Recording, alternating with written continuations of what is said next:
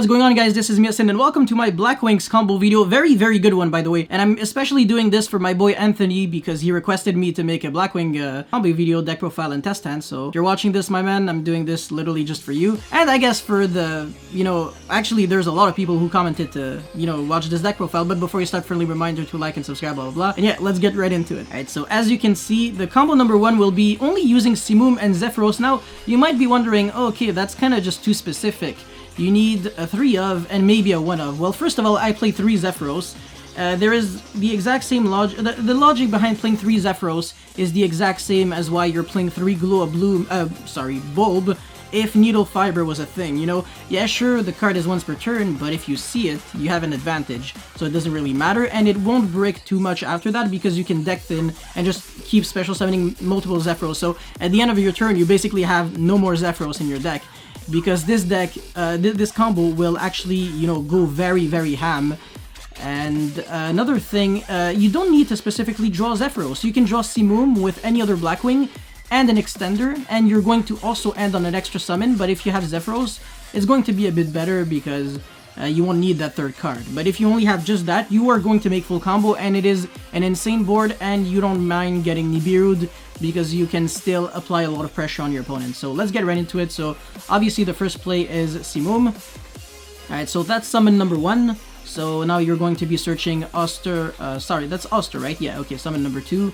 And then special summon Zephyros, that will be summon number 3, and you're going to search Harmattan, the Dust. Now, it's really important to not go into special summon Harmattan and then make the Wystrix, otherwise you are very vulnerable to Nibiru. So I go right into full Armor Master, and the reason why Nibiru doesn't really affect you too much is that from now on, regardless of what you do, if you combo off and you get Nibiru'd, at any point you can steal the Nibiru by banishing Oster to give it a wedge counter, and then you can use the Nibiru token and the Nibiru for, like, I don't know, you can make, well, you're locked under Dark, so you can make Happy Masquerena, or you can just keep the Nibiru if you want, because I believe this actually steals permanently, which is very nice.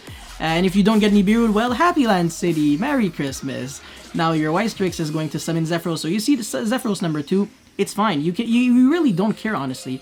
And now, yeah, okay, so this is why the Zephyros actually came up, but if it wasn't Zephyros, it's fine. You can just special summon any other extender, and you are completely okay, as long as actually it's level 4. It needs to be level 4. But even if it's like a Sheet Brigandine, because I also play that card, you would be fine if there's another Blackwing in your hand. So yeah, now you're going to search for that Singing Lanius. It's not a Blackwing, so that's the card that you're trying to get out of your deck, and you're going to be setting this rank of magic, which you can actually use this turn, even though it doesn't really matter, to be honest. And yeah, you're gonna make Rusty. So Rusty was a huge buff to any deck that plays rank up strategies, and Blackwings is no exception. So ironically, this deck actually works so well with Raid Raptors, and Raid Raptors are Phantom Knight's best friends, which is 100% correct in every sense of the word, because as you can see in the anime, I think it's like Shun or something like that, with Yuya, no, not Yuga, not Yugo. Okay, all their names are like you something, but yeah, the Phantom Knight player and the Raid Raptor players are literally best friends, so that's why their support actually works in conjunction with each other. And yeah, so Rusty is going to send that Silent Boots, so you can set another Phantom Knight Force, and that that Silent Boots is going to search you that Shade Brigandine, which is 1/2 of a level 4. Now, how am I going to get another level 4 on the field? You're gonna see it right now. So, oh yeah, you can use this Phantom Force right now. Very nice. So you're going to be banishing 3, even though it's actually, set this turn. Thanks to Wystrix, you can kind of cheat this condition. It doesn't have to stay on the field for you to use it. You're gonna make Arsenal Falcon, which is by far the best. I mean, yeah, okay, there's Ultimate Falcon, and then there's Arsenal Falcon. This is literally insanity. So you can detach a material if you have a Raid Raptor Xyz underneath, in order to special summon a level 4 Winged Beast monster from your deck. And now you're locked under Xyz only because of this rank up, but it's not too bad. All it really stops you from doing is getting Masquerena as an interruption into Unicorn, but it's not the end of the world. So yeah, now you're going to Shade Brigandine, and now we're going to do one of the craftiest, cool plays like ever. This is like a beautiful 2-in-1 that I love so much. And you're gonna make Dark Rebellion and use Rusty to pop your own Arsenal Falcon, and when it is destroyed, even by your own card effect, you can summon a Raid Raptor monster from your extra deck and attach Ultimate Falcon as an Xyz material. Now, can you count the amount of interruptions this is? it's technically 4 interruptions, because what you're going to have is a Dark Requiem with 3 monster negations, so negate and destroys, and then revive back an Xyz monster every single time from your graveyard, which is really cool. You can revive back your Force Strix, your Dark Rebellion, your Arsenal Falcon, very fantastic. And then you also have a pop from Rusty Bardiche whenever you summon Dark Requiem to a zone it points to, and also this Ultimate Falcon applies insane pressure. If you are in time, you will win, because you instantly burn your opponent for 1,000 during the end phase. And you have another Titan, actually. You have 2 Qliphort Towers, Qliphort Towers, basically. And they're just a pain to deal with. And Ultimate Falcon is just more than just the towers, actually. It has a really unique effect that you don't really see too often, because most of the time when I see an Ultimate Falcon on the field, it's because of Waking the Dragon. Now, if you actually summon Ultimate Falcon the legit way, it has a terrifying effect, because you can detach material, so it's a slow effect. It only happens during your own main phase, but you can actually just kind of skip your opponent's turn. Your opponent cannot use cards or effect until the rest of the turn. That's disgusting. Your opponent can't win, and then obviously if they can't use any cards effect and can't really respond to this, I mean, they can respond, but they can't do anything because it's unaffected by card effects, so they can't even strike it.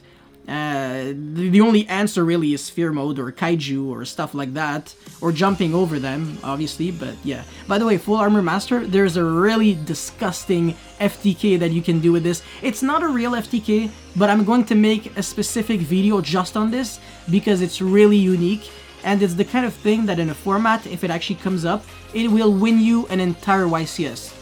But I'll make an entire video just on this. You're going to see soon enough. But yeah, that's it for combo number 1. So 4 interruptions, 2 towers, absolutely fantastic, only 2 cards. Let's get into combo number 2. For combo number 2, all you really need is 3 Blackwings that you can summon on your turn, but I wanted to show you how Oster and Allure of Darkness worked very well. So obviously this is a bit of RNG, but as long as you draw like, you know, 2 Blackwings here, you're good. So obviously only with 2 cards you can still do this, and if you have Simoon then it's even easier, but if you have Simoon, you are locked under Dark only, so there is one interruption that you can not do in this combo, but it's not the end of the world, honestly. At least if you have Simoon, you can make Full Armor Master, which is fantastic.